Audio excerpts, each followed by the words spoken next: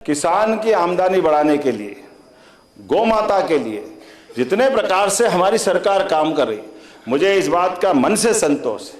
हमारी तो इस भावना के साथ कि राज्य इतना बड़ा है और बड़े पैमाने पे वनांचल के अंदर खेती की जमीन भी नहीं है। कई हमारे आदिवासी भाई बहन भी वहाँ अगर गांव में रहते हैं तो पशुओं को चारा तो मिल जाएगा, लेकिन खेती का रकबा बड़ा कठिन जाता है। ऐसे में दूध उत्पादन को बढ़ावा देने के लिए हमारी सरकार ने 9% से 20% का लक्ष्य लिया है। मुझे इस बात की प्रसन्नता है, एनडीडीबी के माध्यम से आपने परसों ही आर्थिक सर्वेक्षण पढ़ा होगा कि हमारे राज्य के अंदर दूध का उत्पादन पूरे देश में सबसे तेज गति से हुआ है, वो मध्य प्रदेश। और जब दूध की बात कर रहे हैं तो टेट्रा पैक की बात भी आ गई।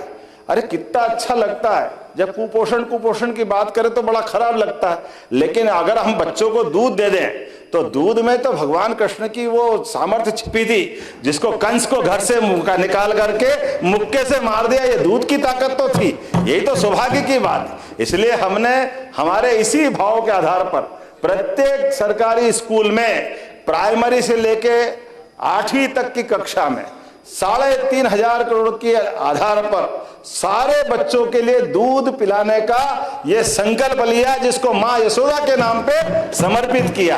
ये मां यशोदा के नाम पे योजना, डॉक्टर भीमराव अंबेडकर कामधेनु योजना, मुख्यमंत्री डेयरी प्लस योजना, हिरण्यगर्भा अभियान, क्षीरधारा ग्राम योजना, स्वावलंबी गौशाला कामधेनु योजना, प्रत्येक क्षेत्र में दूध के आधार पर। और दूध का भी जब से हमारा यह प्रयोग हुआ, एक बात जरूर साफ कर देना चाहूंगा, हमने सांची ब्रांड के मामले में कोई कॉम्प्रोमाइज नहीं किया। सांची ब्रांड को ही आगे बढ़ाएंगे पूरे प्रदेश के अंदर। हमारे लिए सहकारिता का क्षेत्र बढ़ाते, जहां हम एक तरफ 7 लाख लीटर दूध का संग्रह करते थे 2 साल पहले, मुझे खुशी है आज की स्थिति में 12 लाख लीटर प्रतिदिन का हमारा संग्रहण हुआ है। और दूध उत्पादक किसानों से पूछ लेना, प्रति 7 दिन 9 दिन जो निर्धारित अवधि, गए जमाने जब 2-2, 3-3, 4-4 महीने तक पेमेंट नहीं होता था, रेगुलर पेमेंट होते हुए प्रति लीटर 5 से 7 रुपया भाव बढ़ाया है। ये हमारे काम करने का तरीका है। और स्वावलंबी गौशाला 2025 की नीति, लखन पटेल जी होंगे, वास्तव में आपको बधाई देना चाहूंगा।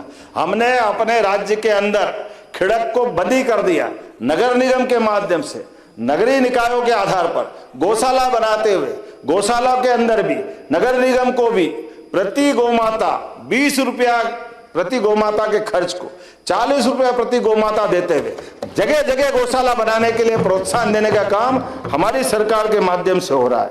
जब मैं आपसे बात कर रहा हूं तो सच में बहुत सारे प्रकार से बात कर सकता हूं, लेकिन अभी तो 26,000 गांवों को डेयरी नेटवर्क से जोड़ने का बड़ा संकल्प हमने लिया है। और गौशाला में भी सीएनजी प्लांट हर ब्लॉक में, वृंदावन गांव, ये बनाने के निर्णय हमारी सरकार के दूरगामी सोच का परिणाम है।